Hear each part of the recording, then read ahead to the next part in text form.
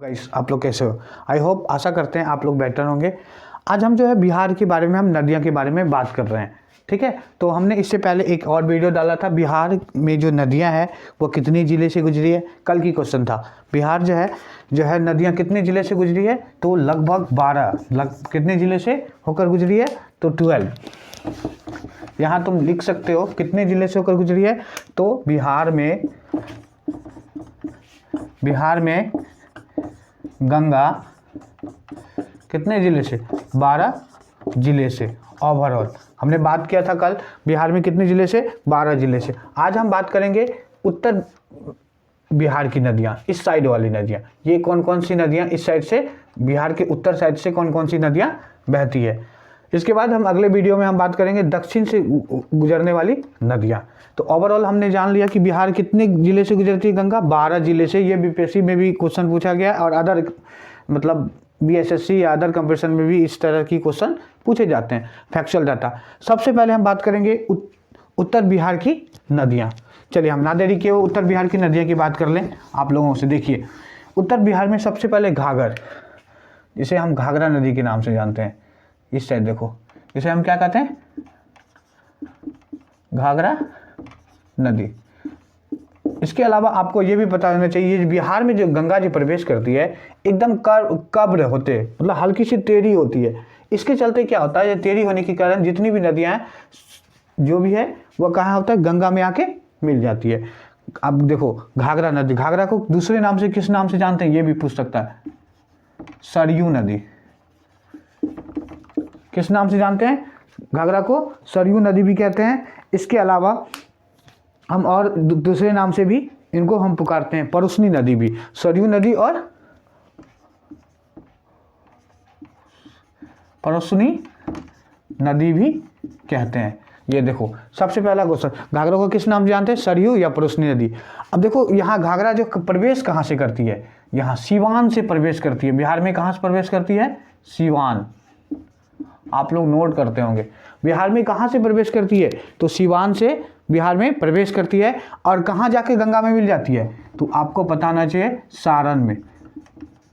क्या होगा, सारण में गंगा से मिल जाती है। कितने सारे क्वेश्चन बना, सबसे पहले पूछेगा घाघरा नदी का दूसरा नाम क्या है, तो आप क्या बताओगे, सरयू नदी। इसके अलावा हम इसको किस नाम से जानते हैं, तो कर्नाली नदी, सॉरी परुसनी नहीं, कर्नाली नदी के नाम से जानते हैं। आपको दूसरा क्वेश्चन कर्नाली या सरयू नदी भी कहते हैं। इसके अलावा पूछेगा कहाँ से प्रवेश करती है, तो घाघरा नदी सीवान से प्रवेश करती है। कहाँ जाके गंगा मिल जाती है, तो सारण में जाके गंगा मिल जाती है। आप सबसे पहले पूछ गए उद्गम स्थान कहाँ, घाघरा नदी का उद्गम स्थान कहाँ, तिब्बत के मानसरोवर झील से। कहाँ से निकलती है, तिब्बत के मानसरोवर झील से और मापचोचुंग ग्लेशियर से। कहाँ से निकलती है, तिब्बत के मानसरोवर झील से, मापचोचुंग ग्लेशियर से निकलती है। और यह यूपी, नेपाल से होते हुए यूपी, यूपी से होते हुए बिहार। ये भी एक क्वेश्चन हो सकता है। तो कौन सी नदी जो है यूपी और बिहार को जोड़ती है, तो आप क्या कह सकते हैं, घाघरा नदी जो है ये यूपी और बिहार को जोड़ती है। इस तरह से हम नोट करते चले जाएंगे। देखिए हम सबसे पहले हम जिसकी बात करें, घाघरा नदी।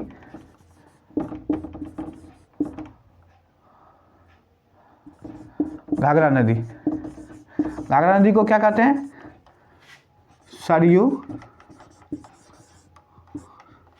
या कर्नाली।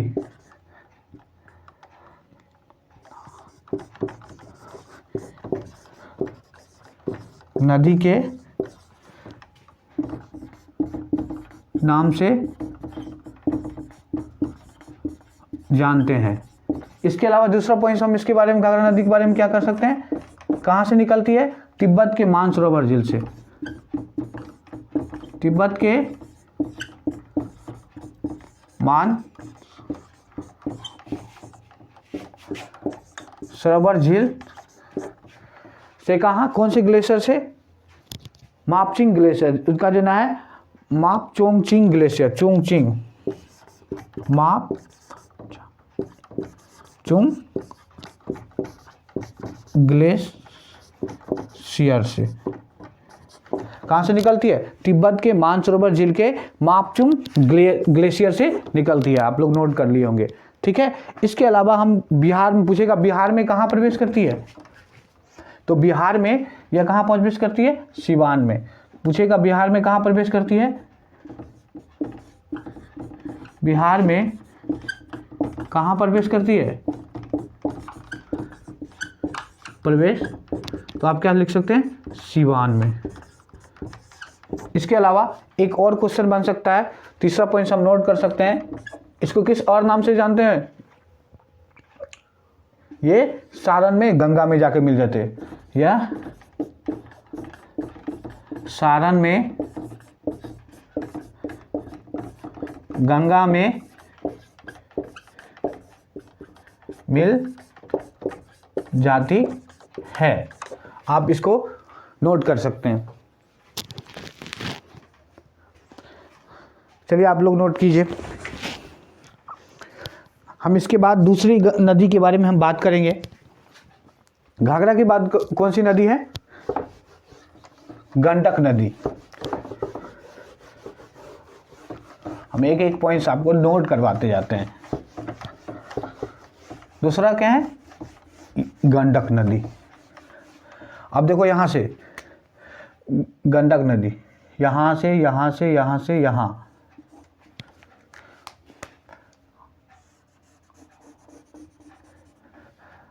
यहां हम लिख देंगे गंडक, आप लोग लिखते चले जाइए। अब देखो हम टॉपिक दे देते हैं गंडक नदी।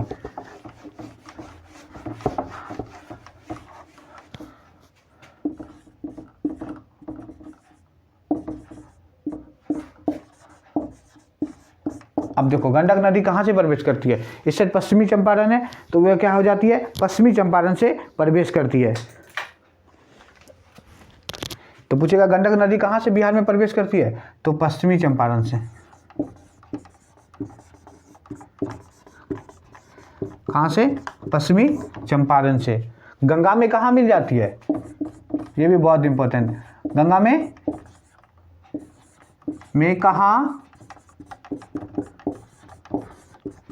मिलती है, तो आप क्या बोलोगे, गंगा में कहाँ जाकर मिल जाती है, तो आप कह सकते हो ये कहाँ मिल जाता है, यहाँ सारण और वैशाली।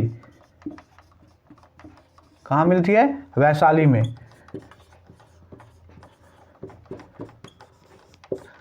ठीक है। दूसरा पॉइंट, आप कहाँ जाके गंगा मिलती है, तो वैशाली में जाकर ये गंगा में मिल जाती है। इस तरह से हम इस तरह से लिखेंगे यहाँ, तो वैशाली।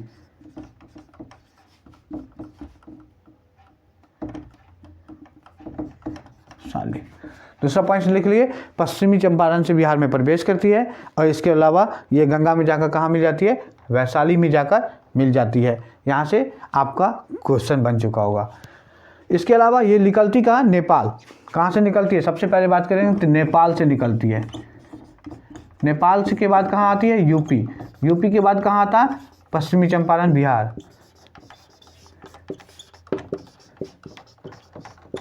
ठीक है, राइट नाउ आप लोगों को पता चल गया होगा।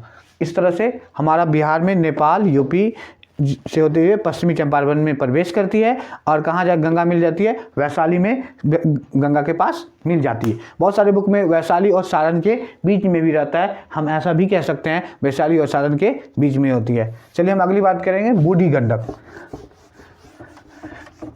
यहाँ से क्वेश्चन नहीं आते हैं, फिर भी आप लोग को हम बता दें कि बूढ़ी गंडक जो है ये वैशाली में ही निकलती है। कहाँ से निकलती है, वैशाली से ही क्या होती है, निकलती है यहीं जाकर।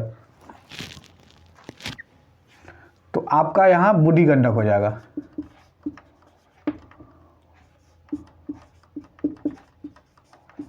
क्या हो जाएगा, बूढ़ी गंडक। चलिए इसके अलावा हम बूढ़ी गंडक भी लिख लेते हैं।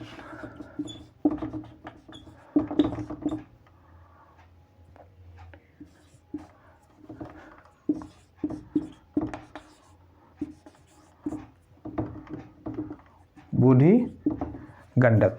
अब देखो बूढ़ी गंडक का बिहार मतलब सबसे बड़ी, गंगा की सबसे बड़ी सहायक नदी, गंगा की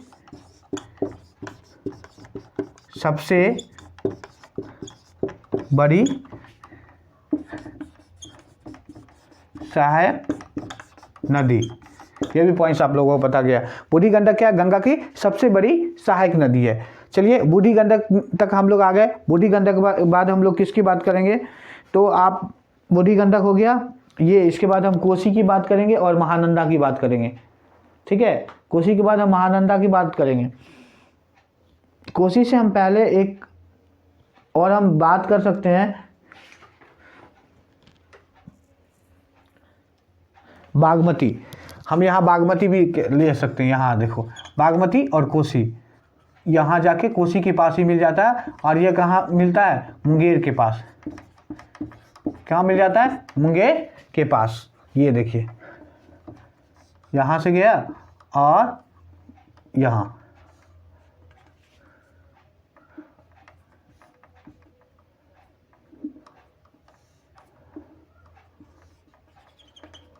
तो यह क्या होगा? कोसी। कोसी को क्या कहते हैं? तो बिहार की शोक नदी कहते हैं। ये भी कह सकते हैं कोसी को क्या कहते हैं? बिहार की शोक नदी के हम नाम से जानते हैं। इसके अलावा कोसी में जो है वो मतलब क्या था? अपनी राह बदलती रहती है, अपनी दिशा बदलने वाली नदी के नाम से भी जानते हैं। अब देखो ये हम कोसी की बात करें, कोसी से की बात हम कर लेते हैं। कोसी क्या है? कोसी बूढ़ी गंडक जो है सबसे बड़ी सहायक नदी हमने बात किया। हम कोसी के बारे में बात करते हैं। देखो यहाँ कोसी के बारे में एक ही पॉइंट पूछेगा आप लोगों से सबसे ज़्यादा। ये कौन सा? ये इसे क्या कहा जाता है? कोसी को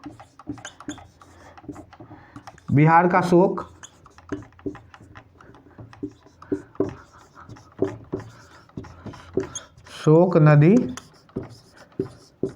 नदी भी कहते हैं। देखो यह कहाँ से प्रवेश करता है? देखो यह बिहार में, यह नेपाल से निकलता है।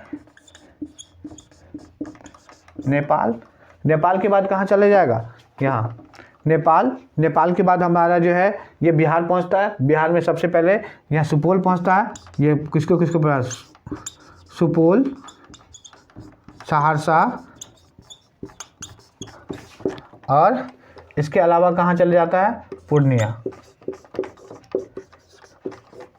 इस एरिया में ये पूरा का पूरा गमन करता है। इस तरह से हम कोसी पढ़ लिए। और सबसे बाद में महानंदा नदी, ये सबसे पूर्वी भाग जो है ये महानंदा नदी है। महानंदा नदी क्या है? सबसे पूर्वी भाग में है, ये कटिहार के पास।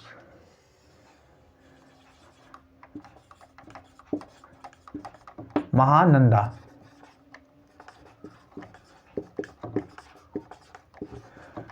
ये सबसे इस साइड देखिए, नॉर्थ साउथ ईस्ट, सबसे पूर्वी नदी है। सबसे पूर्व की नदियाँ पूछ सकता है, सबसे पूर्व की नदियाँ कौन है? ये महानंदा नदी। महानंदा नदी जो है ये जाकर कहाँ मिलता है? कटिहार में, है ना। इस तरह से इतना सारा ही पॉइंट्स आपको इस साइड की नदियों से आपको पूछा जाएगा। आप नोट कर सकते हैं। यहाँ बागमती, कमला कर सकते हैं। इस साइड में बागमती और कमला।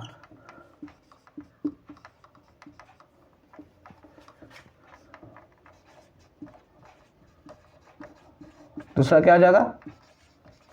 कमला। तो आपको यहाँ से जो है बिहार की जो है उत्तर बिहार की नदियाँ जो हिमालय से निकलती है, 12 मास निकलने वाली नदियाँ, उसे हिमालय की नदियाँ कहते हैं। तो हमने पढ़ लिया। आपको यहाँ से हिमालय की नदियाँ देखा। हिमालय की नदियाँ जो है वह जो है मात्र एक हिमालय की सबसे बड़ी, गंगा की सबसे बड़ी सहायक नदी की पूछेगा तो आपका क्या हो जाएगा? बूढ़ी नदी, बूढ़ी गंडक। इसके अलावा पूछेगा जो है कोसी कहाँ से प्रवेश करता है, क्या कहते हैं, गंडक कहाँ से प्रवेश करता है? तो आप बताओगे पश्चिमी चंपारण से। कहाँ जाके मिलता है? तो आपको वैशाली में जाकर मिल जाता है, वैशाली। इसके अलावा आपको गंडक पूछ लिया। बूढ़ी गंडक जो है बिहार की सबसे बड़ी, गंगा की सबसे बड़ी सहायक नदी भी बूढ़ी गंडक है। इसके अलावा सिवान से कौन प्रवेश करता है? तो आप बता सकते हो वह कौन सा है? तो घाघरा नदी जो है, घाघरा नदी को सरयू नदी या कमला नदी के भी नाम से जानते हैं। और वह कहाँ जाके गंगा मिल जाती है? तो सारण के पास गंगा में मिल जाती है। इसके अलावा आपने कोसी को देखा, कोसी को बिहार का शोक इस नदी कहा जाता है। क्यों कहा जाता है? क्योंकि यह 12 मास अपनी जो है वह दिशा बदलते रहती है, और दिशा बदलने के चलते कोसी को हम क्या कहते हैं? बिहार का गंगा शोक नदी कहते हैं। और यह कहाँ जाकर मिल जाती है, तो आप मुंगेर के पास यह जाकर मिल जाती है। कहाँ, गंगा में जाके मिल जाती है। और सबसे पूर्वी जो नदियाँ हो जाएगा वो कौन सा हो जाएगी, महानंदा नदी है। महानंदा जो है ये सबसे पूर्वी भाग की नदियाँ हैं। और महानंदा को क्या, महानंदा कहाँ जाके, कटिहार के पास बिहार में जाकर, कटिहार के पास जाकर गंगा में मिल जाती है। इस तरह से आपको उत्तर बिहार की नदियाँ को क्रम में सजाने की बात करेगा तो आप ऐसे भी सजा सकते हैं। कौन सी नदी पश्चिम बंगाल से होकर पश्चिमी चंपारण से प्रवेश करता है, तो आप उसको भी बता सकते हैं। कौन सी, गंडक नदी है ना, गंडक। तो इस तरह से हम पहला सजा भी सकते हैं, क्रम में भी सजाने के दिया जाएगा। तो अब किस टाइप से, पश्चिम से पूरब की ओर या पूरब से पश्चिम की ओर। और अगर आपको मैप पता होगा तो दोनों तरफ से आप इन चीज़ों को कर सकते हैं, पश्चिम से पूछे या पूरब से। अगर हम पश्चिम से बात करें तो पश्चिम से चले पहले क्या आ जाएगा, घाघरा नदी, इसके बाद घाघरा के बाद गंडक, गंडक, उसके बाद बूढ़ी गंडक, बूढ़ी गंडक, बूढ़ी गंडक के बाद क्या आ जाएगा, बागमती और कमला, कमला या बागमती, कमला, बागमती, बागमती, कमला। और कमला के बाद क्या आ जाएगा, कोसी, कोसी। और कोसी के बाद सबसे बाद में क्या आ जाएगा, महानंदा नदी। इस तरह सबसे पूर्वी की नदी जो है वह क्या आ जाएगा, महानंदा। सबसे पश्चिम की नदी घाघरा, घाघरा नदी कहा जाता है। इस तरह से हम बिहार की नदियों को जो है, उत्तर बिहार की नदियां अर्थात हिमालय से निकलने वाली नदियों को मैंने पढ़ा। कल आपको हम दक्षिण बिहार की नदियों के बारे में हम बताएंगे। प्लीज़ करके चैनल को सब्सक्राइब करो, लाइक करो, शेयर करो। इसके हिसाब से आप लोगों को जो है पूरी की पूरी ज्योग्राफी कंप्लीट करवाया जाएगा, वो भी मैप के थ्रू। आपको इतनी बार मैप बनवाया जाएगा कि आपको 100% क्लियर हो जाएगी। ठीक है, हम अगले वीडियो में मिलते हैं। सी यू अगेन, बाय।